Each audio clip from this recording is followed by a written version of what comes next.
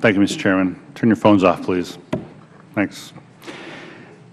Thanks for calling this hearing to explore alternatives to FAA air traffic management. I appreciate the continued bipartisan cooperation as we move towards a timely FAA bill. Today we're going to hear from witnesses with a variety of ideas about how to improve efficiency and certainty in the management of our nation's airspace. I welcome any discussion of what we need to do to keep our airspace the most efficient and safest in the world. But before we address that, we do have to ask that basic question: what is the problem we are seeking to fix? The GAO reported last year that 71 of 76 aviation stakeholders said the air traffic control system is very to extremely safe. Today, no one would argue the airline industry is as the healthiest it's ever been, due largely to the efforts of the industry and the FAA to improve efficiencies over the last decade. The International Air Transport Association projects that airlines worldwide, in fact, are expected to make a collective $25 billion profit in 2015. IATA also suggests that U.S. carriers will continue to set the standard for financial performance with the highest profit margins in worldwide. That's good news, since a healthy airline industry is critically important for international competitiveness. We're also living in the safest period in aviation history in the U.S. Every day, U.S. airlines safely transport about 2 million passengers around the country. And with the important safety improvements that Congress mandated following the tragic Colgan air crash in 2009, the aviation system is getting even safer. At the same time, next-gen implementation has faced hurdles. But I want to be clear, FAA is making progress. In fact, GAO reported last year that only 5 of 76 aviation stakeholders said they had little to no confidence in the FAA's ability to implement next-gen. This time last year, we were uncertain when we would see a plan for implementing Datacom. Now, in response to a tasking by Chairman Lobiando, the FAA has a plan with industry support to implement Datacom.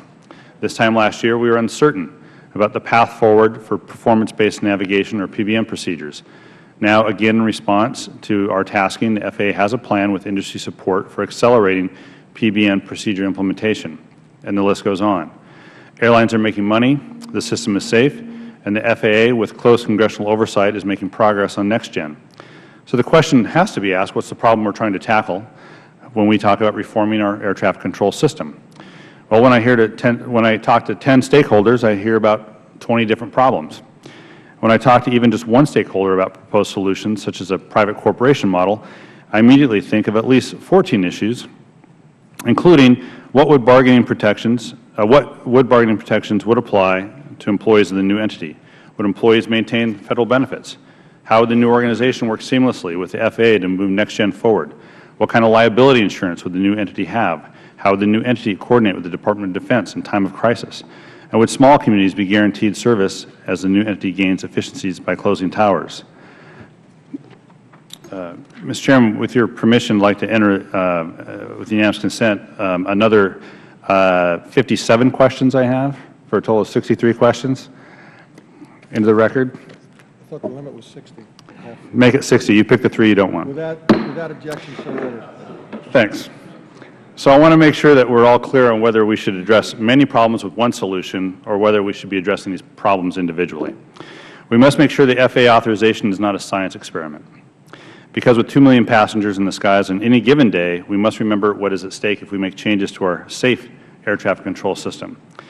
If we resolve to go big in this bill with significant air traffic reforms, we have to do methodically, with a clear statement of the problem that we are trying to solve and a clear understanding of how to solve it without compromising safety in any way.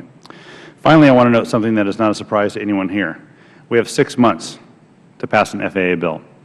There are many issues to address with ATO reform. I do not think any of our witnesses will tell us today that the diverse interests in this industry are coalescing around a single proposal. Without that happening, I find it difficult to foresee an on-time FAA authorization bill if we tackle this topic. If stakeholders want to push for a proposal, they need to put something on the table or risk heading us down the chaotic path of multiple short-term FAA bills as we've had before the most recent authorization. That will only contribute to reform proponents' claims about the damaging impacts of unstable and unpredictable funding. And I'm hopeful we can make progress on these issues today. And before that, before I end as well, I'd like unanimous consent to enter in the record DoD Policy Board on Federal Aviation response to discussion regarding privatization of U.S. air traffic control services, essentially a DoD statement of issues that they'd like to address should we move forward on any planned privatization, commercialization, or whatever other term we want to give it. Without objection, so ordered. With that, I yield back. Thank you. Now I'd like to recognize